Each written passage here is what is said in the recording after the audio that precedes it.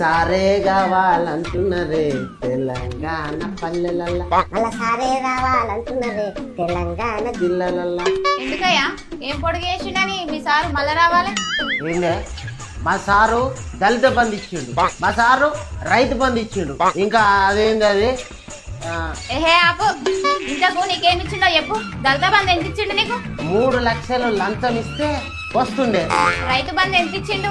మనకు భూమి ఉంటే వచ్చేది. నీకు డబుల్ బెడ్రూమ్ ఇల్లు ఎక్కడిచ్చిండు? నేను కార్ పార్టీ కార్యకర్తను కాదు, లీడర్లను జోకేటోని కాదు, కాబట్టి ఇయ్యలే. మరి నీకేం ఇయ్యనప్పుడు సారే కావాలి సారే రావాలి అని ఎందుకు అలవరిస్తాను? అంటే అది మా రేవంత్ అన్న ఏమేమి ఇచ్చిండో చెప్తా విను.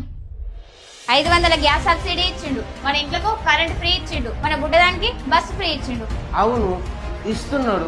మనకు ఇల్లు కూడా శాంక్షన్ చేసిండు. మన సొంటి కూలి నాలు చేసే వాళ్ళకు సంవత్సరానికి 12,000 ఇస్తున్నాడు. అవును ఇస్తున్నాడు. హాస్టల్లో ఉన్న పిల్లగాళ్లకు మెస్ ఛార్జీలు పెంచిండు. అరే ఇంత లాభం జరుగుతుందా అని మనకు ఎన్నడన్నా ఆలోచన చేస్తా కదా తెలిసేది.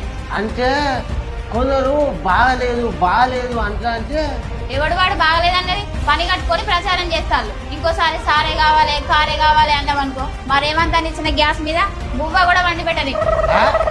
నేను గట్లెందుకు అంటానే, మన సొంటోళ్ళను కాపాడుకునే కాంగ్రెస్ కే జై అంట.